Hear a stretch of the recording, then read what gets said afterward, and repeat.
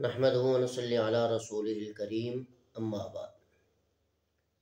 میرے عزیز نوجوان ساتھیوں اور بزرگوں، حلیت الاولیاء ایک کتاب کا نام ہے۔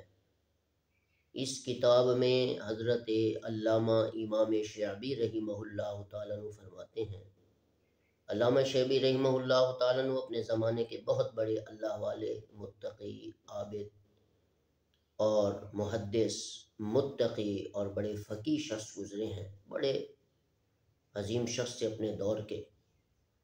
وہ فرماتے ہیں کہ ایک شخص جس نے اپنی زندگی میں 99 کام صحیح کیے ہوں اور اسی شخص سے ایک غلطی ہو جائے تو لوگ اس کے 99 صحیح کاموں کو چھوڑ کر اس کی ایک غلطی کو دیکھ کر اسے برا بھلا کہنا شروع کرتے ہیں اور اس پر طعن و تشنیع شروع کر دیتے ہیں۔ تو ایسے شخص کہ جس کے 99 صحیح کام کو چھوڑ کر اس کے ایک غلطی کی وجہ سے اس پر طعن و تشنیع کریں تو یہ اپنا ٹھکانہ جہنم میں بنا رہا ہے، تو ایسے شخص گناہ گار ہے۔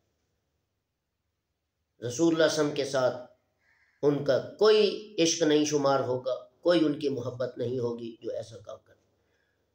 تو لہٰذا ہمیں چاہیے کہ ہم لوگوں کے عیوب کی طرف نگاہ نہ ڈالیں کہ کون کیا کر رہا ہے، ہم اپنے گریبانوں میں جھانکیں کہ ہم کیا کر رہے ہیں۔ جب ہم لوگوں کو چھوڑ کر اپنے گریبانوں میں جھانکیں گے تو انشاءاللہ اللہ کے فضل و کرم سے ہم ہمیشہ کے لیے گناہوں سے بچ جائیں گے، صغیرہ گناہوں سے بھی، کبیرہ گناہوں سے بھی بچ جائیں گے، اور اللہ ہمیں بھی نیک بنا دے گا، متقی بنا دے گا، پرہیزگار بنا دے گا۔